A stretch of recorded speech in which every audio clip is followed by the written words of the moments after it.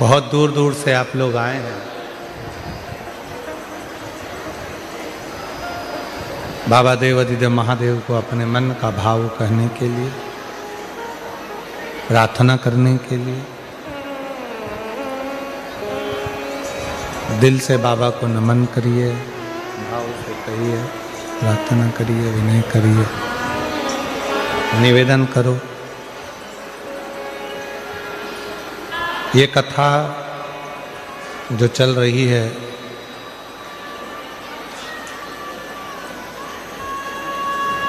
दस तारीख को विराम होगी। 2 बजे से 5 बजे तक ये कथा चल रही है। आज कथा का दूसरा दिन है। फिर कथा 16 जनवरी से 22 जनवरी तक दोपहर में 1 बजे से 4 बजे तक leprosy ground, Sardar state for lane, Ajwa road, Vadodara, Gujarat, Baroda में होगी।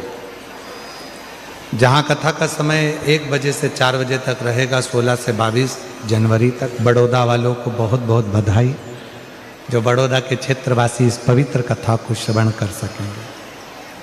फिर कथा 27 से 31 तारीख तक 5 दिवसीय प्रयागराज में माघ मेले में कथा चलेगी। सतुआ बाबा शिविर में 1 बजे से 4 बजे तक।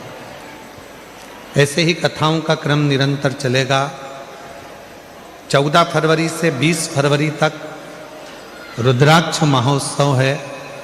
आपके मायके में सब पधारो, बाबा के रुद्राक्ष महोत्सव का आनंद लें और अपने जीवन को धन्य बनाएं। जैसा नियम है रुद्राक्ष महोत्सव का कि रुद्राक्ष उत्सव के 1 महीने पहले से रुद्राक्ष वितरण बंद होता है, जो 1 महीने बाद तक बंद रहता है, क्योंकि रुद्राक्ष महोत्सव की तैयारी करना पड़ती है। इसलिए जो रुद्राक्ष वितरण सीहोर में चल रहा है वो 15 जनवरी तक चलेगा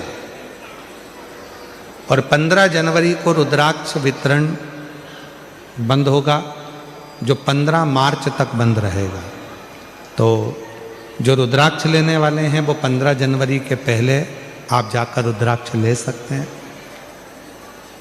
फिर वापिस जब रुद्राक्ष उत्सव हो जाएगा तब 15 मार्च के बाद फिर वापिस रुद्राक्ष वितरण, जो रुद्राक्ष उत्सव में रुद्राक्षों को सिद्ध किया जाता है, वही वापिस 15 मार्च के बाद वितरण प्रारंभ हो जाए। 2 महीने तक रुद्राक्ष वितरण बंद रहता है रुद्राक्ष महोत्सव के समय पर, क्योंकि बाबा की आराधना साधना होती है। जो अंदर शिवलिंग है वहाँ रुद्राक्षों का पूजन अर्चना स्मरण रहता है। ऐसे ही कथाओं के क्रम निरंतर चल रहे हैं। एक भोपाल में हमारे भतीजे पंडित श्री शिवम जी मिश्रा जी के मुखाग्रविंद से 25 जनवरी से 31 जनवरी तक श्रीमद् भागवत कथा है, 1 बजे से 4 बजे तक। शिवनगर शिव मंदिर करोंद भोपाल में, वहाँ श्रीमद् भागवत कथा पंडित शिवम जी मिश्रा जी द्वारा, भतीजे द्वारा रहेगी। ऐसी पवित्र कथाओं के लाभ आप और हम ले रहे हैं। भाव से बाबा को अपने मन की बात कहेंगे, दिल से प्रार्थना करेंगे।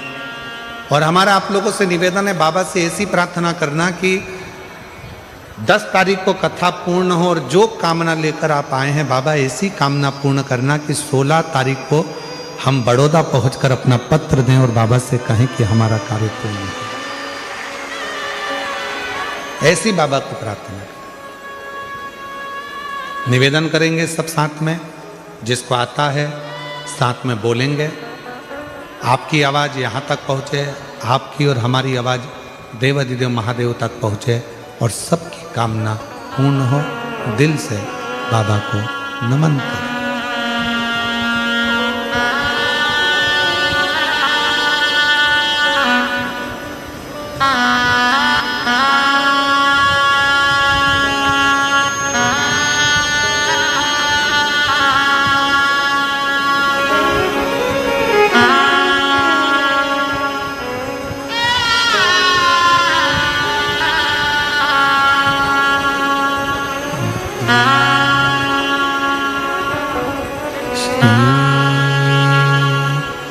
शिवाय नमस्तुभ्यं श्री शिवाय नमस्तुभ्यं श्री शिवाय नमस्तुभ्यं श्री शिवाय नमस्तुभ्यं श्री शिवाय नमस्तुभ्यं भोला सब दुख काटो मारा, ओ भोला सब दुख काटो मारा। शिव शंकर जपो तेरी माला, भोले बाबा जपो तेरी माला, भोला सब दुख काटो मारा, ओ भोला सब दुख काटो मारा। वेश है मंगल मंगलकारी, वेश है मंगल मंगलकारी, शमशान वासी हमारा, शमशान वासी हमारा, हो भोला सब दुख काटो मारा, ओ भोला सब दुख काटो मारा।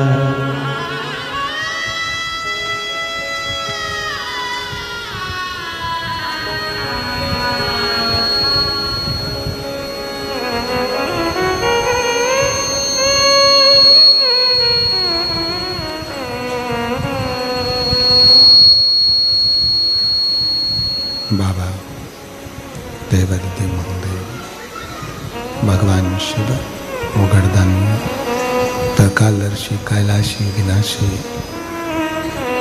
भगवान शंकर की पवित्र कथा कर रहे। शिव महापुराण की कथा वर्णन कर रही है।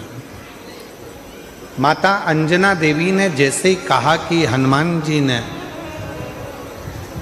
आपको लंका तक भेजा, हनुमान को तो चाहिए था कि पूरी लंका को उठाकर अयोध्या लेकर आ जाए। राम जी ने हाथ जोड़कर कहा, मां आप ऐसा ना कहिए। हनुमान तो ले आते सीता जी को, आपके दूध को लज्जित नहीं करा है, पर हमने मना किया था। इतने में तो लक्ष्मण जी को हंसी आ गई, और लक्ष्मण जी को ऐसी हंसी आई कि लक्ष्मण जी को हंसी आते से ही भगवान राम जी ने लक्ष्मण जी को हंसने से रोका।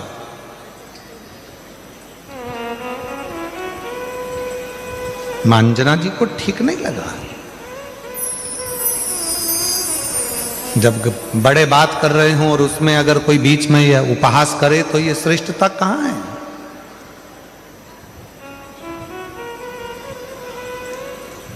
लक्ष्मण जी हंसे।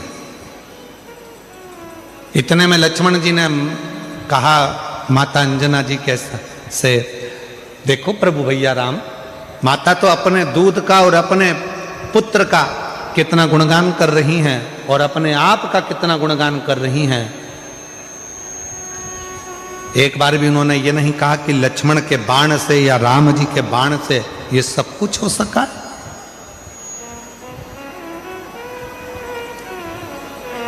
सब कुछ नहीं कहा।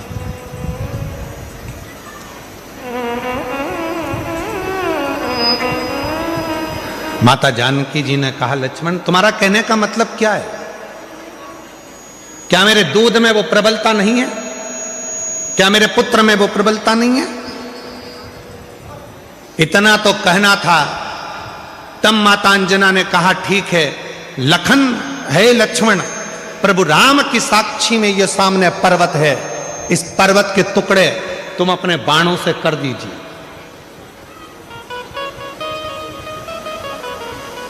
अंजना माता ने कहा, लक्ष्मण शिव की आराधना करी है और शिव की साधना करी है और शिव जैसे पुत्र को जन्म दिया है इस अंजना ने।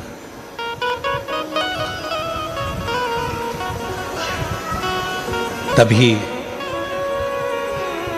एक बाण लक्ष्मण जी ने छोड़ा, पर वो पर्वत के 2 भाग नहीं हुए और माता अंजना ने अपने दूध की एक धार उस पर्वत पर फेंकी, जिस पर्वत के 2 टुकड़े हो गए और गर्जना हनुमान जी के कानों में पहुंच गई।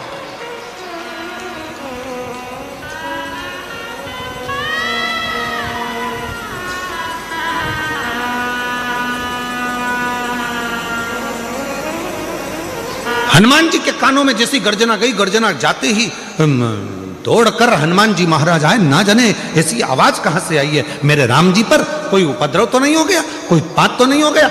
हनुमान जी महाराज भाग कर आए और हनुमान जी ने जो भाग कर आए और आते से जो देखा तो पर्वत के 2 टुकड़े थे जिसमें से दूध की धार बह रही थी। पूछा हनुमान जी ने, मां ये क्या हो गया? माता ने कहा, लक्ष्मण जी समझ नहीं पाए थे। लक्ष्मण जी ने अंजना माता के चरण पकड़ लिए। मां मैं जान नहीं सका कि एक माता के दूध में वो बल होता है कि अपने बेटे को जब वो दूध का पान कराती है तो बेटा उतना वीर उत्पन्न होता है, प्रबल उत्पन्न होता है, जो दुनिया का सारा कार्य कर सकता है। मां आज मैं लज्जित हूं, आज मैंने आप पर उपहास किया। हनुमान जी महाराज सामने थे, राम जी के मस्तक पर पसीने की बूंद थी, पसीने की बूंद।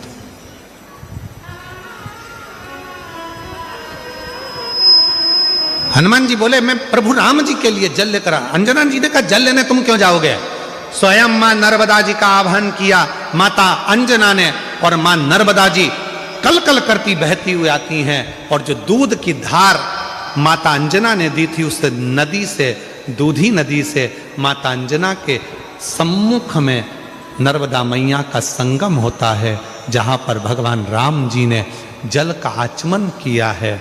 और जो आचमन राम जी ने करा, आज भगवान राम जी ने कह दिया, मां ये स्थान अब कहीं नहीं जाएगा। दुनिया के लोग जब मां नर्मदा जी की परिक्रमा करेंगे तो इस दूधी नदी के तट पर नर्मदा का संगम होगा। इस संगम का जो दर्शन करेगा वो अपने जीवन में शिव तत्व को प्राप्त करेगा, ऐसा भगवान राम जी ने वर दे दिया। आज भी जब नर्मदा जी की परिक्रमा करने वाले जाते हैं और वन क्षेत्र में भ्रमण करते करते दूधी नदी के पास में पहुंचते हैं, तो वहां नर्मदा और मां नर्मदा और दूधी नदी का संगम हुआ है, जहां शिव की आराधना लोग करते हैं और शंकर की भक्ति को प्राप्त करते हैं। शिव भक्ति ये कोई साधारण संवाद नहीं है। शिव महापुराण की कथा कहती है, भगवान शंकर का पवित्र चरित्र कहता है, जीवन में जिसने अपने शिव तत्व को प्राप्त करा, जैसे एक बार ब्रह्मा जी के मन में संशय उत्पन्न हो गया। ब्रह्मा जी को लगा कि सब सृष्टि मैंने निर्माण करी है, सारी सृष्टि मैंने बनाई है, सब कुछ मेरा बनाया हुआ है, इसमें किसी का कुछ नहीं है। तब उनके संशय को मिटाने के लिए भगवान शंकर शिवलिंग के रूप कुबेरेश्वर धाम पे रुद्राक्ष मिलता है, वो रुद्राक्ष को पानी में गलाओ, शिव जी को जल चढ़ाओ, उस पानी को पिलाओ तो उससे आराम लगता है, ऐसा मैंने सुना है। ना जाने कौन रिक्शे वाला था, मेरे पापा को और मेरे पति को बताकर चले गया, जो बाहर हॉस्पिटल के रो रहे थे। तभी मुझे घर छोड़ा और मेरे पापा और मेरे पिताजी मेरे पति दोनों ही सीहोर पहुंच गए। 1 नवंबर को रुद्राक्ष लेने सीहोर गए, 3 नवंबर को वो लेकर आए और हमने उसको गलाकर शिव को चढ़ाना और उसका पानी पीना प्रारंभ करा। बाबा आप कहते हो कि बेलपत्र नंदी के पास बैठकर शंकर की चढ़ी हुई बेलपत्र को खाओ, मैंने खाना प्रारंभ करा। बाबा से कहा, बाबा हमारे पास में इतना धन नहीं है कि हम कैंसर का इलाज करा सकें। ये तो वो बीमारी है जिसमें पैसा लगता है, हम गरीब को कैसे दे दी बाबा, कुछ तो कृपा करो। हम नहीं जानते थे कि आपके रुद्राक्ष की इतनी महत्वता है सीहोर के, जिसका जल पीने से रोग मुक्त होता है। जल पीना प्रारंभ करा, दूसरी बार मुंबई में फिर वापिस पहुंचे डॉक्टर को दवाई दिखाने के लिए। डॉक्टर ने चेकअप करना प्रारंभ करा और रिपोर्ट निकाली तो रिपोर्ट में पता चला कि मेरे शरीर की सारी रिपोर्ट नील थी और मेरे शरीर में कोई कैंसर नहीं था। मैं बाबा को यहाँ प्रणाम करने के लिए आई हूँ, बाबा को नमन करने के लिए यहाँ पहुँची। कहीं बैठी हो, मेरा नाम मनीषा गणेश चौहान है, कहीं बैठे हो तो आ सकती हैं। एक पत्र और बड़ा सुंदर है। गुरुजी मेरा नाम रेखा सुनील जोशी है, मैं बारडोली बाबेन गांव की रहने वाली हूँ। मेरा मोबाइल नंबर ये है।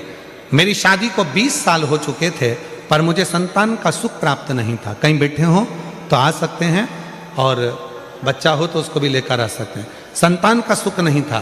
फिर मैंने आपकी कथा 2022 से सुनना चालू करा और मैंने 5 बार पशुपति व्रत किया, आंकड़े की जड़ का उपाय 5-6 बार किया। पर बाबा आप कहते हैं ना, एक लोटा जल सारी समस्या का हल। मैंने मंदिर जाना नहीं छोड़ा। जब मैं धूलिया गांव में आपकी कथा सुनने के लिए आई, पंडाल में बैठी और वहीं पर वहाँ की मिट्टी को मैंने अपने गर्भ में लगाना प्रारंभ करा। बाबा की ऐसी कृपा हो गई गुरुदेव, 16 अगस्त 2025 को बाबा की कृपा से 20 साल के बाद मेरे घर में पुत्र रत्न की प्राप्ति हुई है। मैं बाबा को यहाँ प्रणाम करने के लिए आई हूँ। शिव शिव है, शंभु शंभु है। और एक पत्र और है।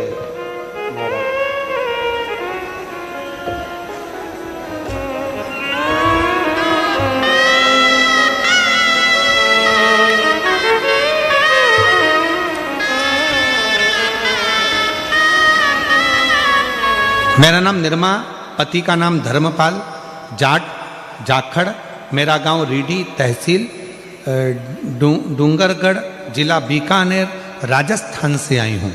कहीं बैठी हो तो हाथ हिला सकती हैं और अगर बैठी हो तो बच्चों को ला सकती हैं। शादी के कई वर्ष निकल चुके थे, संतान का सुख नहीं था, सारे डॉक्टरों का इलाज करवाया। जब औलाद नहीं हुई तब आखिरी में जनवरी के महीने में जब 2025 में शिव महापुराण की कथा सूरत में हुई, वहाँ बैठकर हमने बाबा से प्रार्थना करी और वहीं की मिट्टी को अपने गर्भ से लगाया। बाबा की कृपा से ऐसी बाबा ने करुणा कर दी और बाबा की कृपा से 2025 में ही अक्टूबर के महीने में बाबा ने करुणा कर कर मुझे जुड़वा 2 पुत्रों का जन्म मेरे घर में हुआ है। मैं बाबा को प्रणाम करने के लिए आई हूँ। कहीं पर बैठे हो तो अपने बच्चों को लेकर आ सकते हैं।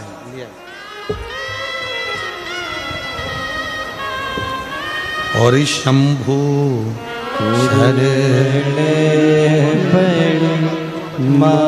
27 साल के बाद जुड़वा बच्चे हुए हैं। एक बार जोरदार ताली बजाओ। काटो दया करीने दर्शन आपो शंभु शरणे। जोरदार ताली बजाएं। 27 वर्ष के बाद हुए हैं बाबा की कृपा से।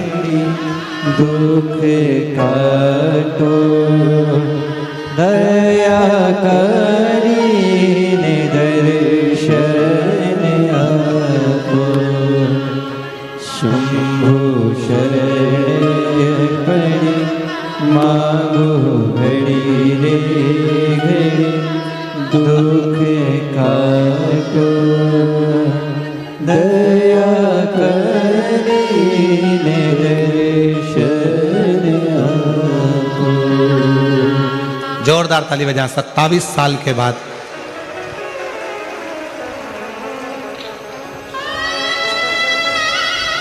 संतान की प्राप्ति हुई है।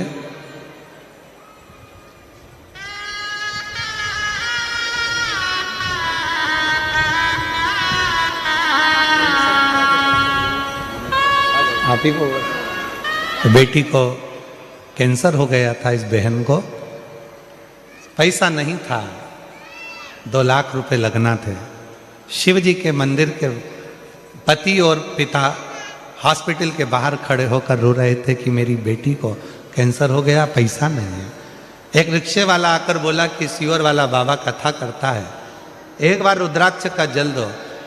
गए पति और इसको छोड़ा बहन को घर पर, पति और पिता दोनों सीहोर पहुंच गए, रुद्राक्ष लाए, पानी में गलाकर बहन ने पीना प्रारंभ करा। शिव जी की कृपा से डॉक्टर को दिखाने मुंबई गई, पूरी रिपोर्ट नील हो गई और कैंसर से मुक्त हो गई। जोरदार।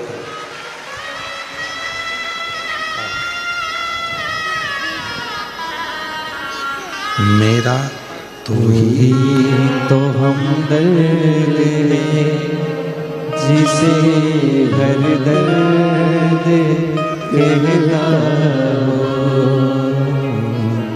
मेरा तू ही तो हमदर्द है, जिसे हर दर्द कहता हो। शिव से प्रार्थना कभी खाली नहीं गई। भगवान शिव की आराधना कभी खाली नहीं गई।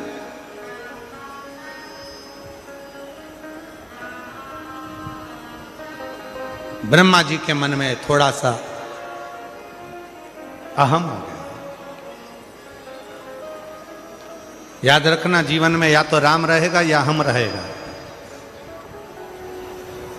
जिसके दिल में राम बसा है उसके दिल में अहम कभी नहीं आ सकता, और जिसके दिल में अहम पहले से भरा हुआ है उसके दिल में राम नहीं आ सकता। थोड़ा अहंकार को दूर करोगे तो राम आपके करीब में आएगा। शिव जी को पाने का सबसे सुंदर तरीका है अपने भीतर से अहम को निकाल दो कि मेरे पास मैंने कुछ करा है। कुछ नहीं करा हमने, कुछ भी नहीं।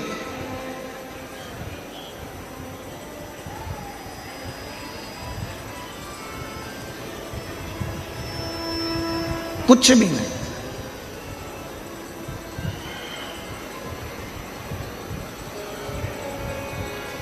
वो एक लाइन है ना आप लोगों की, वो भौरे ने खिलाया फूल, फूल को ले गया राजकुमार। भौरे ने खिलाया फूल, फूल को ले गया राजकुमार। भौरे तू कहना न भूल, भूल मेरा हो गया इधर उधर।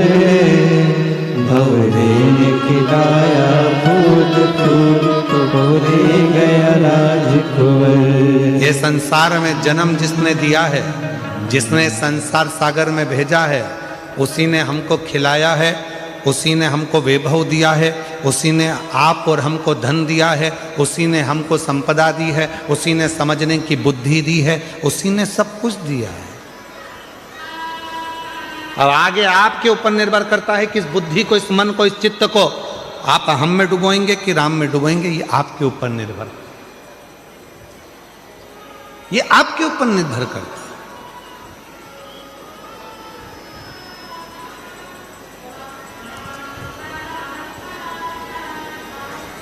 ये बुद्धि, ये चित्त, ये वृत्ति हमारी कहाँ जा रही है? ब्रह्मा जी के मन में अहंकार आ गया। ये पूरी सृष्टि का निर्माण मैंने करा, और जैसे ही ब्रह्मा जी के मन में अहंकार आया तो भगवान विष्णु ने समझाया, पर ब्रह्मा जी मानने को तैयार नहीं थे कि सब कुछ बनाने वाला शिव है, रचने वाला शिव है, संहार करता शिव है, निर्माण करता शिव है। ये ब्रह्मा जी को समझाए कौन? कौन कौन ज्ञान दे, कौन समझाए?